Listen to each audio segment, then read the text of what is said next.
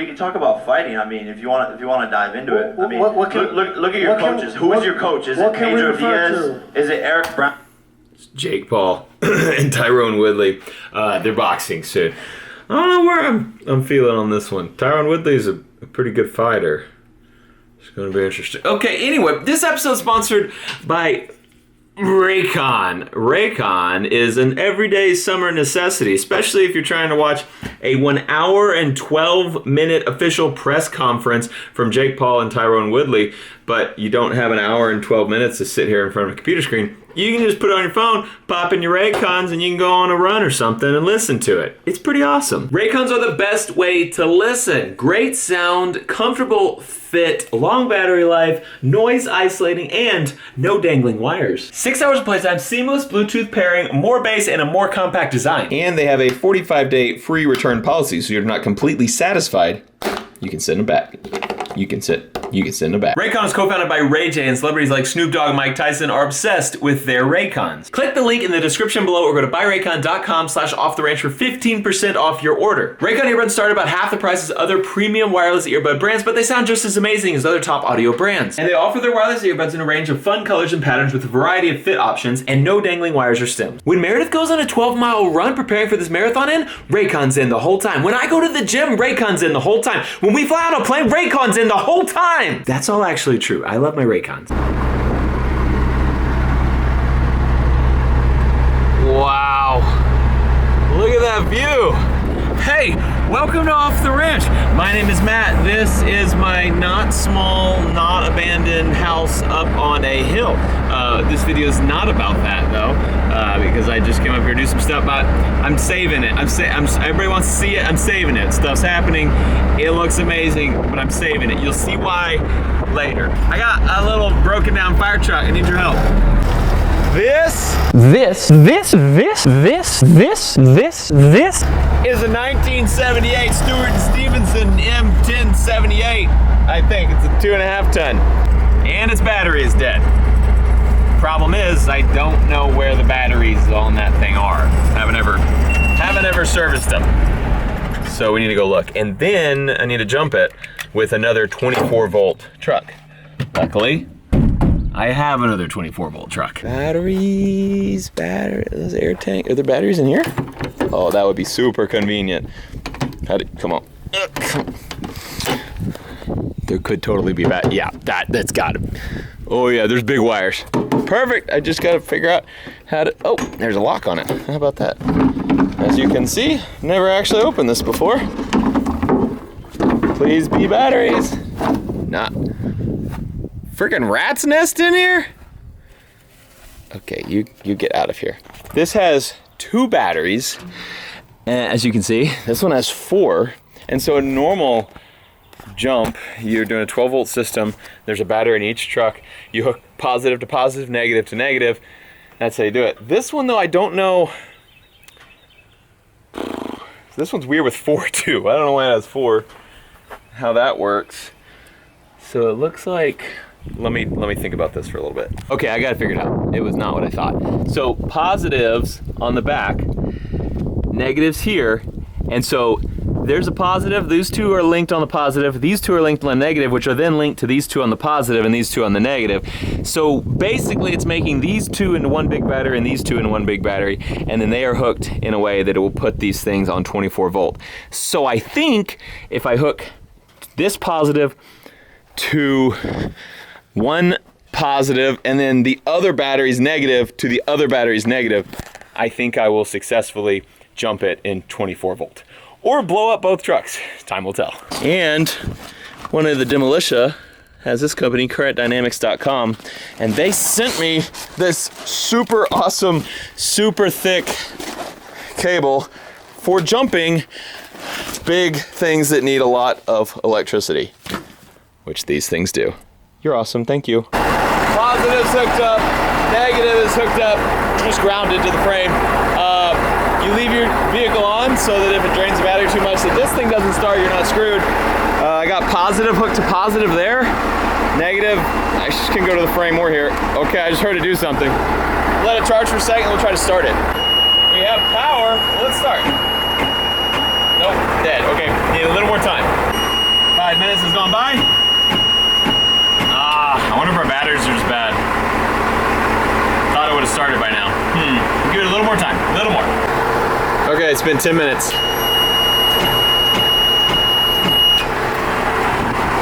Nothing.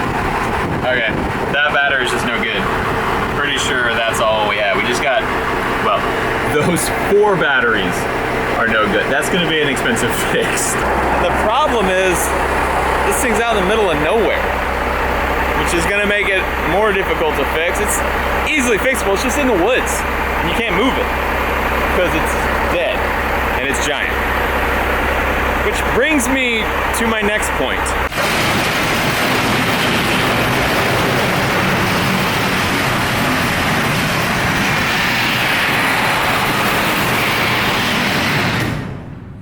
I have a car shop. Yeah, where we can work on cars. We can work on big cars, big trucks, everything. We can fix them. No problem. Still need to call Texas Speed. It's great. We've brought the 5-ton in here before. We can bring the fire truck if we need to.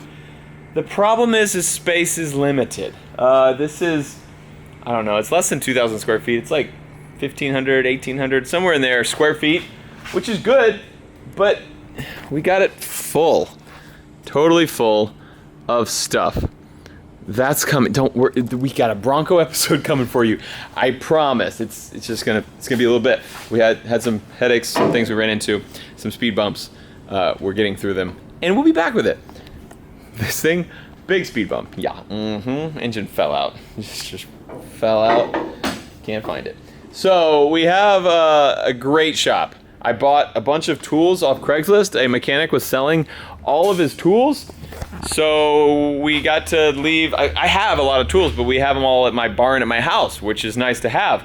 And so I didn't want to like take all my tools away from my house, but I wanted a place where we could do tons of like in-depth car work, not in my barn next to my house, because it was really cramped in there. We built the whole ZR1 in there, but this spot is awesome. We bought a bunch of tools from a mechanic off Craigslist, like his whole collection of tools, and we bought a bunch extra to fill in the holes that we had, and it's been great. We've been doing a lot of cool stuff in here.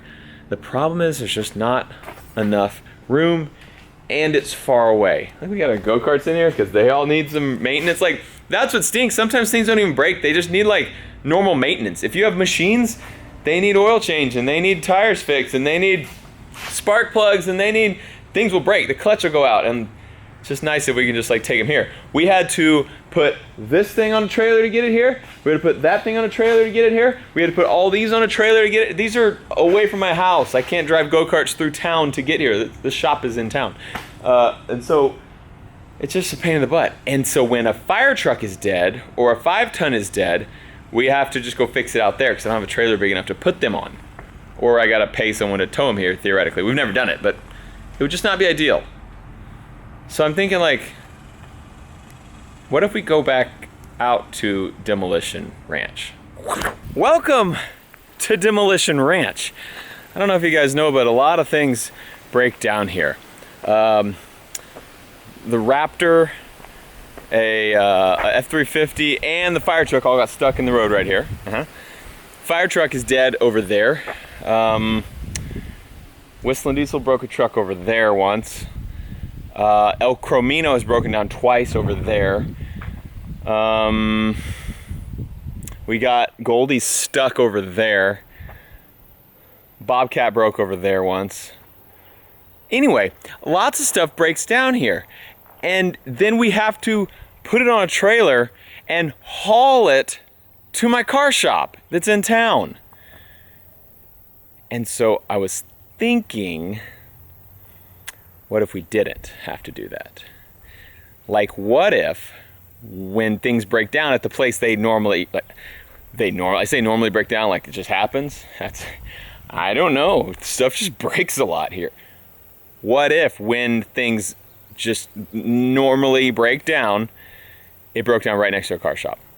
So what I'm thinking is, okay, haven't really cleared this with Mary yet, okay? So let's just like be chill about it, okay? Like you guys know the number one rule and the only rule. And the demolitia is you don't tell Mare. So if you guys don't mind, just keep this one quiet. Mare does not watch these videos, so we're good to go as long as no one tells her. I'm thinking, what if we build a car shop on Demolition Ranch? Okay. We could fix 5 tons and fire trucks and Bobcats and gold minivans and F-350s and Raptors and everything. I've got really big ideas for car stuff, but I don't have room to do it where we currently are. So I put a stake in the ground right there and right there. Also there. And a 4th one. 4 stakes for 4 corners of a proposed building.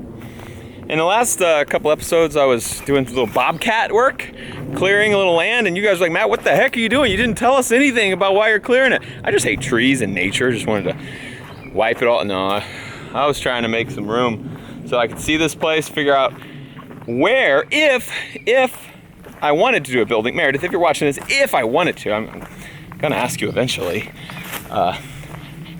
I'll probably ask her after I've already built it.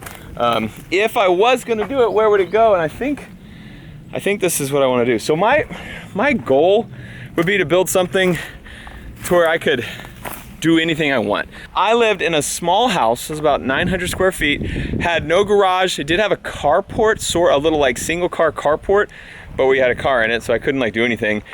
I edited everything on my computer that was in my kitchen because I didn't have an office. We didn't have an extra room. Like my computer was literally in my kitchen, and that's where I edited all the early Demo Ranch videos. And I felt limited. And so the next house Meredith and I moved to is actually, we were renting that house. The next one we moved to was a house we bought. And so we bought a house that had a 2-car garage, and we would park Mare's car in one side, and the other side I had tools. And that's where I built everything I needed for Demolition Ranch. I had a little workspace in the other half of that garage, and it was awesome. It was a tiny little workspace, but I had tools and I could run a saw out there in the garage, and it was great. But then I had some bigger ideas, and I was like, I'm still kind of limited. You know, a couple years, it was probably like 4 years down the road, we ended up buying the house we're currently in, and it had a barn. And it was great. And we did even bigger projects, and Demolition Ranch had cooler stuff going on because I could do more stuff in that spot. But I still have some ideas that I can't do in there. And so I got the car shop. Now I have a bunch of cars in the car shop that are being worked on, go-karts and El Caminos and Broncos and stuff. And I'm like, I just need more space because I have a lot of ideas that are really big. And so I was thinking, like, what if I just build a huge warehouse, barn, car shop thing that's all together, and it can do every project that Demolition Ranch could ever need. We could fit the 5-ton in. We could fit the fire truck in. We can fit a tank in. If we got a tank, Meredith. I don't know. If we got a tank. I'm not saying we're going to get a tank. If you're watching this, Meredith, I'm not necessarily building anything, and we're not necessarily getting a tank. But if we did. So I have a question for you guys.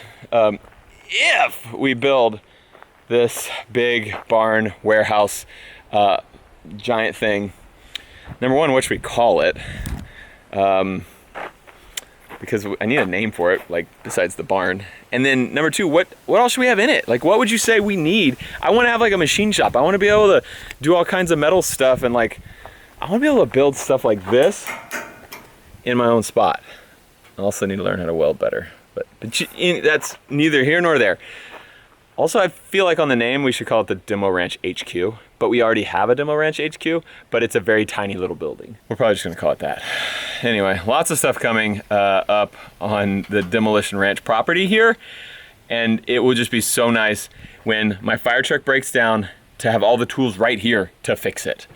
So that's my plan. And eventually we're gonna move here. Once the beautiful, not abandoned, not small house on the hill is finished, we'll live there, which is on this property too. So everything will be in one spot. All the stuff we do for all the videos and everything will be right here, and it'll be so freaking good. It'll be amazing. It's really, really hot out here. I need an air conditioner out here too. So let me know in the comments below if you have any suggestions on name, and also what you think we need to make sure to have in it, because I want to know. Thanks for watching this episode of Off the Ranch. I love you, and I'll see you next time.